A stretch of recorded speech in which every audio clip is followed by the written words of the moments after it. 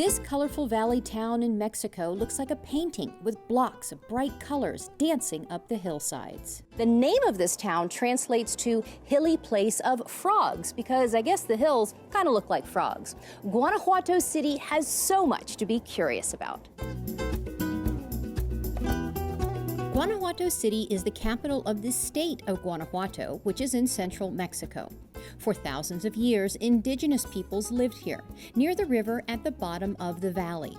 Although, where is that river today?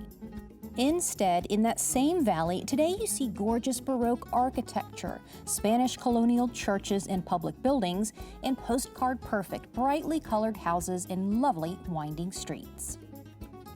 Which never would have been here if it weren't for one really important shiny object and a couple of donkeys. So here's what I'm curious about in Guanajuato City, Mexico. How did silver shape a city? Why are these streets and alleys so winding and this particular alley so narrow? How do we walk on water along this main street? What does this church have to do with the King of Spain, and why is it yellow? Why are the columns on this church so important, and why is it connected to this university?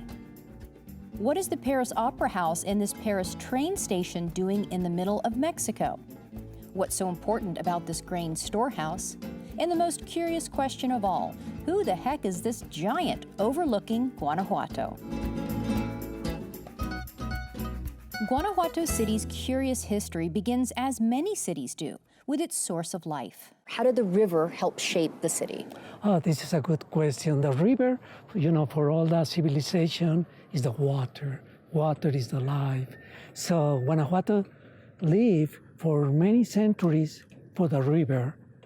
They drain the water for the river, and the river crossed all the city for a lot of centuries. But if you want to take a dip into Guanajuato River today, that's going to be a challenge because it's not here anymore.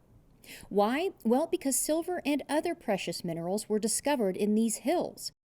In fact, between the 16th and the 18th centuries, Guanajuato was one of the top silver mining centers in the entire world.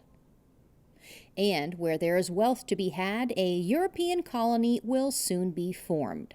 So, Spain established their colonies here in the 16th and 17th centuries. But what does all that have to do with the missing river? Well, it has a little something to do with that silver, those froggy hills, and some donkeys. The mines were in that mountain in the back, and they brown the minerals with donkeys.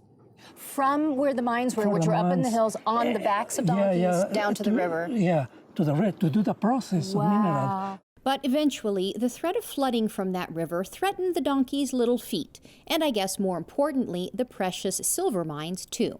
So the river was covered over and moved underground.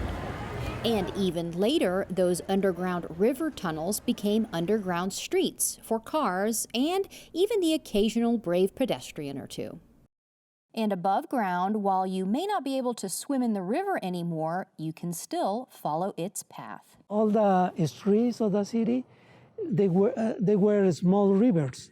They all came together.